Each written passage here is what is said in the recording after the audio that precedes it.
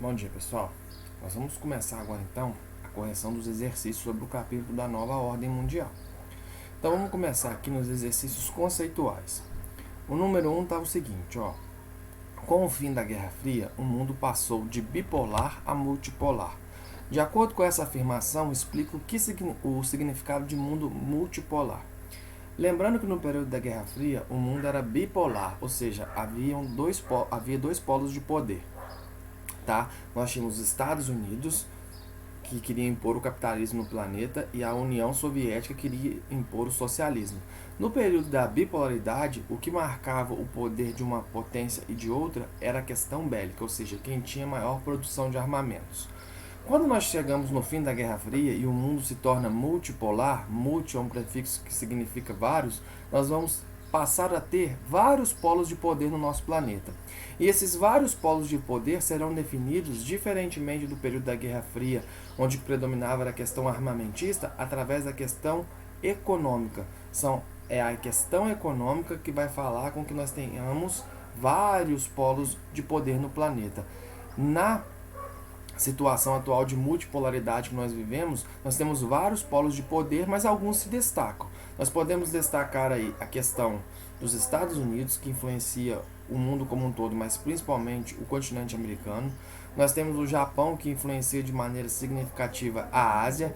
E nós temos também, dentro ali, a gente pode falar que a União Europeia influencia uma grande região, principalmente ali a África. Mas dentro da União Europeia nós podemos destacar 4 potências: Reino Unido, França, Itália e principalmente a Alemanha. Tá? Então o mundo multipolar é um mundo baseado no poder econômico, onde nós temos vários países que influenciam. Ok? 2. O novo mundo multipolar gerou algumas transformações em consequência do fim da Guerra Fria. Apresente alguns fatos que caracterizam a nova ordem mundial. Então, a partir do momento que surge a nova ordem mundial baseada no poder econômico, nós temos algumas coisas que aconteceram.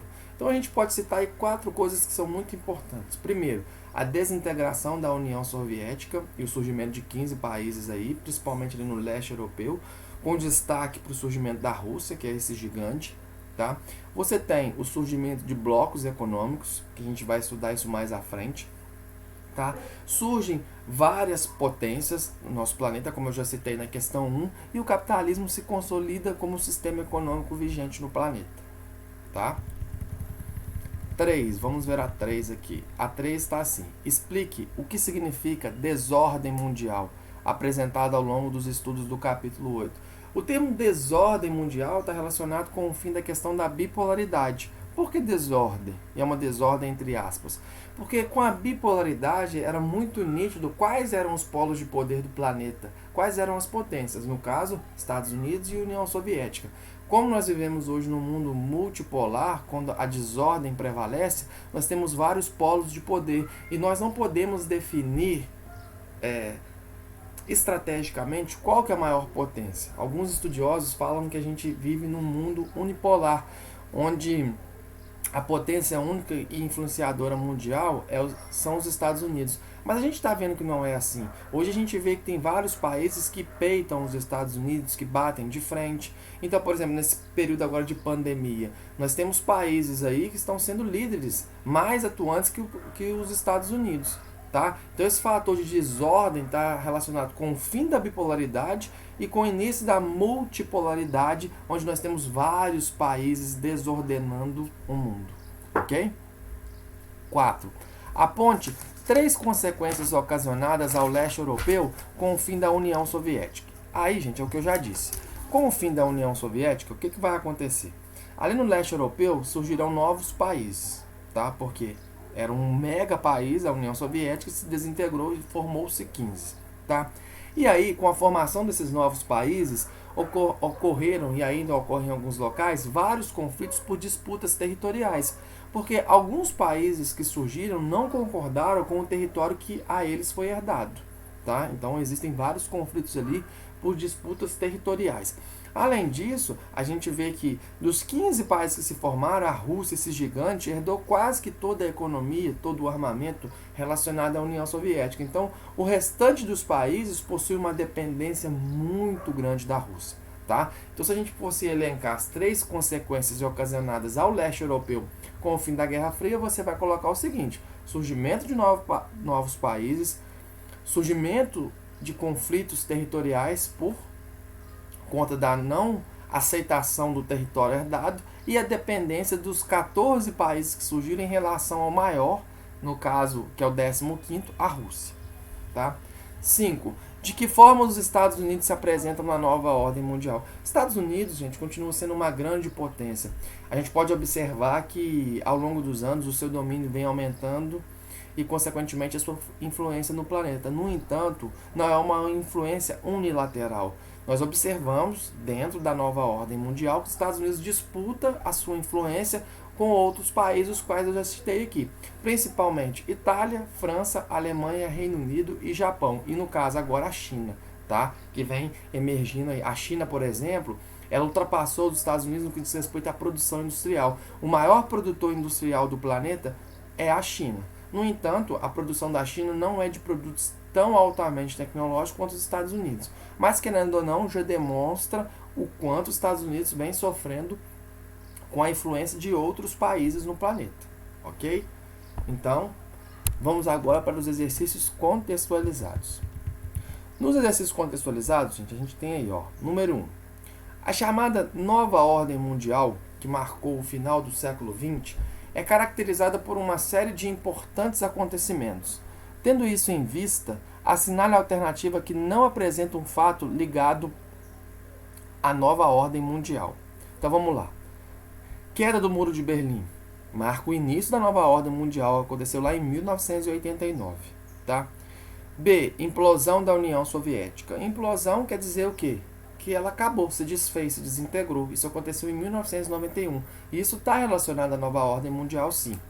C. A redemocratização da Europa Oriental. Está correto, porque muitos estudiosos afirmam que durante o período da Guerra Fria, quando a Europa Oriental ela sofreu a influência da União Soviética, não havia um processo de democracia, e sim de ditadura naquela região. D. A reunificação da Coreia. Essa é a nossa resposta. É para a gente marcar uma coisa que não está ligada à nova ordem mundial. A Coreia não foi unificada. Nós temos ainda a Coreia do Norte e a Coreia do Sul. A Coreia do Norte, que se autodefine como um país socialista, e nós temos a Coreia do Sul, altamente desenvolvida e capitalista. Ok? Então a nossa resposta é a letra D. O fim da Guerra Fria está relacionado com a questão da nova ordem mundial. Então a nossa resposta é a letra D. Vamos ver a número 2 aqui. Número 2 fala o seguinte. Em dezembro de 1998, um dos assuntos mais veiculados nos jornais tratava da moeda única europeia. Leia a notícia destacada a seguir. Como a gente sabe, nós temos a União Europeia, que é um bloco econômico que é o mais importante do planeta, e nele constam 28 países. Na verdade, agora vai ser 27, porque o Reino Unido vai sair, tá? E uma das características da União Europeia, além da livre circulação de pessoas, de ser o bloco que permite a maior integração entre os países, na União Europeia existe o estabelecimento de uma moeda única para quase todos os países do bloco. Tá? Por que quase? Porque tinham 2 que não utilizavam o euro, que no caso era o Reino Unido, que usava a Libra, tá? E a Suíça, a qual eu não sei te falar o nome da moeda lá. Então, vamos ler esse texto aqui para a gente entender melhor. O nascimento do euro, a moeda única a ser adotada por 11 países europeus a partir de 1º de janeiro, é possivelmente a mais importante realização deste continente nos últimos 10 anos, em que assistiu à derrubada do Muro de Berlim, à reunificação das Alemanhas, à libertação dos países da Cortina de Ferro e ao fim da União Soviética. Enquanto todos esses eventos têm a ver com a desmontagem de estruturas do passado, o euro é uma ousada aposta no futuro e uma prova da vitalidade da sociedade europeia. A Euroland, região abrangida por Alemanha, Áustria, Bélgica, Espanha, Finlândia, França, Holanda, Irlanda, Itália, Luxemburgo e Portugal, tem um produto interno bruto, PIB, equivalente a quase 80% do americano. 289 milhões de consumidores e responde por cerca de 20% do comércio internacional. Com este cacife, o euro vai disputar com o dólar a condição de moeda hegemônica. Lembrando que essa reportagem, gente, foi de um jornal chamado Gazeta Mercantil, de 30 de dezembro de 1998, cerca de quase 22 anos atrás. Tá? E aí está o seguinte, a matéria refere-se à desmontagem das estruturas do passado. o que pode ser entendida como: letra A, o fim da Guerra Fria, período de inquietação mundial que dividiu o mundo em dois blocos ideológicos opostos. Essa é a nossa resposta, tá? Não tem nem o que comentar. Tudo que surgiu na Europa com relação principalmente à criação da União Europeia, dos blocos econômicos, isso tudo é caracterizado pelo fim da Guerra Fria, que foi decretado mesmo em 1991 com a desintegração da União Soviética. Vamos ver por que as outras alternativas estão erradas. Letra E. Inserção de alguns países do leste europeu em organismos supranacionais com o intuito de exercer o controle ideológico do mundo. Não. A Europa Oriental, gente, o leste europeu, é uma Europa à parte. Tem um nível de desenvolvimento muito inferior se comparado com a Europa Ocidental. E a Europa Oriental, gente, é aquela Europa onde tem uns países que a gente quase não conhece muito. Estônia, Letônia, Lituânia, Azerbaijão, aqueles países. Enquanto a Europa Ocidental, ela é caracterizada pelo quê?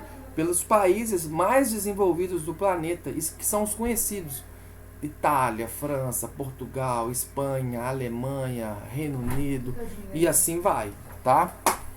E aí, gente, a minha mãe tá passando aqui atrás para pegar um dinheiro. Vamos ver a letra C aqui. A crise do capitalismo, do liberalismo e da democracia, levando à polarização ideológica da antiga União Soviética. Não, gente, não existe crise de capitalismo, não. O capitalismo, pelo contrário, com o fim da Guerra Fria, ele se consolidou como sistema econômico mundial. Vamos ver as outras alternativas aqui. Letra D. A confrontação dos modelos socialistas e capitalistas para deter o processo de unificação das duas Alemanhas. Nada a ver, o processo de unificação ocorreu de maneira singular, sem nenhum enfrentamento no que diz respeito às ideologias de sistemas econômicos. E a letra E fala o seguinte: a prosperidade das economias capitalistas e socialistas com o consequente fim da Guerra Fria entre Estados Unidos e União Soviética. Gente, com o fim da Guerra Fria houve uma prosperidade do sistema capitalista. Em nenhum momento houve uma prosperidade do sistema socialista. O socialismo praticamente se desfez, desapareceu do mundo. Hoje nós temos algumas nações que se dizem socialistas, no caso, Vietnã, Coreia do Norte, Cuba, e a China, que é uma socialista de mercado, né, que ideologicamente defende o socialismo, mas na prática é uma ferrenha defensora do capitalismo, porque disputa a influência econômica no mundo com os Estados Unidos. Tá? Então, por isso a nossa resposta é a letra A. Vamos ver aqui a número 3. A número 3 fala assim: a nova desordem geográfica mundial, uma proposta de regionalização.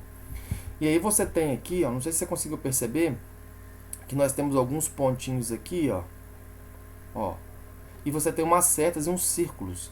E isso está te mostrando o quê? É isso que a questão quer saber. Vamos observar aqui o texto. O espaço mundial sob a nova desordem é um emaranhado de novas redes e aglomerados, espaços hegemônicos e contra-hegemônicos, que se cruzam de forma complexa na face da Terra. Fica clara de saída a polêmica que envolve uma nova regionalização mundial. Como regionalizar um espaço tão heterogêneo e em parte fluido como é o espaço mundial contemporâneo?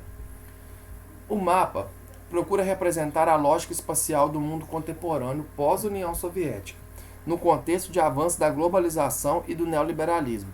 Quando a divisão entre países socialistas e capitalistas se desfez, as categorias de primeiro e terceiro mundo perderam sua validade explicativa. Considerando esse objetivo interpretativo, tal distribuição espacial aponta para... Então você está observando aqui, nesse mapa, que você tem 1, 2 e 3 pontinhos aqui de influência.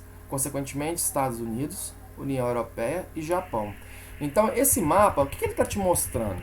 Ele está te mostrando, letra A, a estagnação dos estados com forte identidade cultural. Está falando que os estados que têm uma dependência muito interna que diz respeito ao patriotismo, eles estagnaram? Não. Quer país mais patriota, gente, que os Estados Unidos, onde todo filme que você vê tem uma bandeira dos Estados Unidos aparecendo? Estados Unidos se estagnou? Não, pelo contrário, se fortaleceu. B. Alcance da racionalidade anticapitalista. Não. Se você está vendo ali que os países que mais influenciam, Estados Unidos, os países da União Europeia e o Japão, são altamente capitalistas, então não houve um alcance da racionalidade anticapitalista. Pelo contrário, houve um alcance da racionalidade capitalista. Letra C. a influência das grandes potências econômicas. Essa é a nossa resposta. Observe que com o fim da Guerra Fria, esses países, Estados Unidos, França, Itália, Reino Unido, Alemanha e Japão, eles crescem a sua área de influência justamente por serem potências econômicas. Então, por isso que a nossa resposta é a letra C. Agora a letra D, a dissolução de blocos políticos regionais. Não, gente, com o fim da Guerra Fria, os blocos econômicos eles se intensificam, seu surgimento aumenta, tá? E aí como destaque nós podemos citar União Europeia, NAFTA, Mercosul e APEC, tá? E letra E, o alargamento da força econômica dos países islâmicos. Nenhum desses países ali que possuem influência, como nós vimos ali, eles têm o predomínio da religião islâmica. Tá? Pelo contrário, quase todos, com exceção do Japão, predomina o cristianismo. Tá? Então, por isso, a nossa resposta é a letra C. Número 4.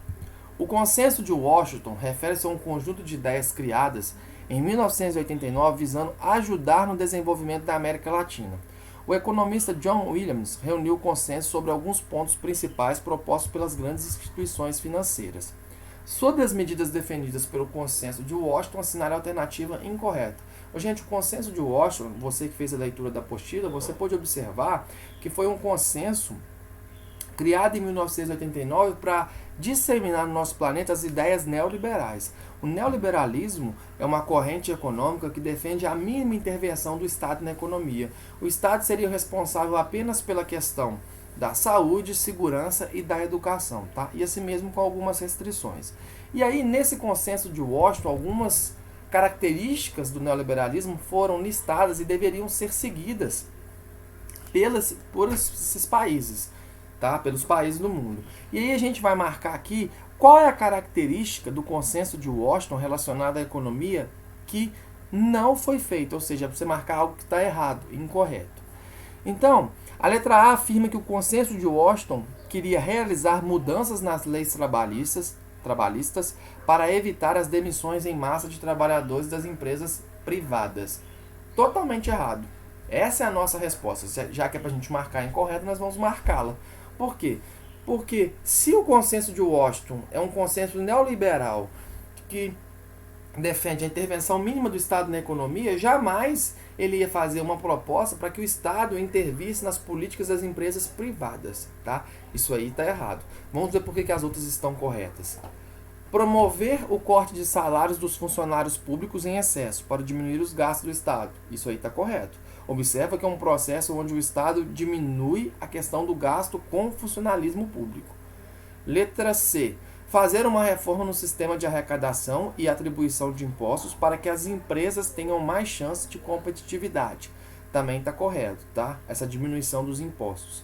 E letra D. Incentivar a abertura comercial através do aumento de facilidades para saída e entradas de capitais. Também está correto, tá? Isso tudo são intervenções mínimas na economia, tá? A letra A está incorreta e é a nossa resposta. Número 5.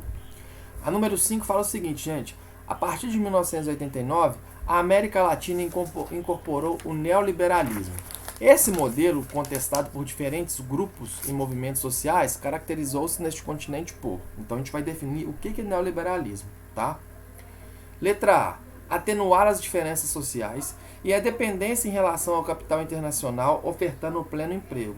Não, gente, isso aí caracteriza-se como uma política principalmente socialista, e o neoliberalismo está relacionado ao sistema capitalista. Então isso aí não pode ser. Lembrando que pleno emprego é característica de regime socialista. B. Estimular o desenvolvimento do campo social e político e implementar uma sociedade mais justa e igualitária. Também está errado. Isso aí é uma definição do sistema socialista. Gente, quando a gente fala em sociedade justa e igualitária, não que um país capitalista não possa ser assim. Observe, por exemplo, a Alemanha, que é um dos países mais capitalistas que existem no planeta, e praticamente não existe desigualdade social lá. No entanto, quando a gente fala de mais justa e igualitária, isso nos remete principalmente a um ideal socialista. E o neoliberalismo, como nós já vimos, é um esquema capitalista. C. Diminuir o poder da iniciativa privada transnacional, mediante a intervenção do Estado a favor da burguesia nacional. Não, isso aí está correto, tá? você observa aí. Não, isso aí não tem mais nem o que explicar, é autoexplicativo, tá? Isso aí tá errado, perdão, viajei aqui, isso aqui tá errado, tá? Letra D. Ter uma base econômica formada por empresas públicas que regularam a oferta e a demanda, assim como o mercado de trabalho. Não, gente, o neoliberalismo quer diminuir cada vez mais as empresas públicas, tá? O neoliberalismo ele é a favor da privatização das empresas públicas, portanto, ele é a favor do surgimento das empresas privadas, tá? Então a nossa resposta só pode ser a letra E. O neoliberalismo ele tem como principal característica instaurar um conjunto de ideias políticas e econômicas capitalistas que defende diminuição da ingerência do Estado na economia. É o que eu te falei. Existem três correntes econômicas, gente. Nós temos o liberalismo, que defende a intervenção nenhuma do Estado na economia. Se tiver algum problema econômico, a economia vai se autorregular. Nós temos o keynesianismo, que defende a interferência total do Estado na economia. E nós vivemos hoje no período do neoliberalismo. O neoliberalismo, que é o que a gente viu aqui, neo significa novo, novo liberalismo. O novo liberalismo ele defende a interferência mínima do Estado na economia, tá? E aí agora, a gente, para finalizar aqui, a gente vai preencher o relembrando, tá? Então vamos lá, ó. Nova ordem mundial. Qual que é o marco inicial desse período? Você vai preencher aqui, ó, a queda do Muro de Berlim. Documento que orienta as características da economia neoliberal. Você vai preencher aqui o Consenso de Washington, tá? Transformações da comunicação e do transporte. Na nova ordem mundial, as transformações da comunicação e do transporte elas são intensas, por quê? Porque a globalização está cada vez mais forte. Então você vai colocar aqui, globalização. E as novas potências aqui, você vai colocar Estados Unidos, Japão, e aí você pode colocar Europa, mas se você quiser delimitar melhor, coloca Reino Unido, França, Itália e Alemanha, tá? Então, ó, muito obrigado pela sua atenção. Bom estudo para você e até a próxima aula.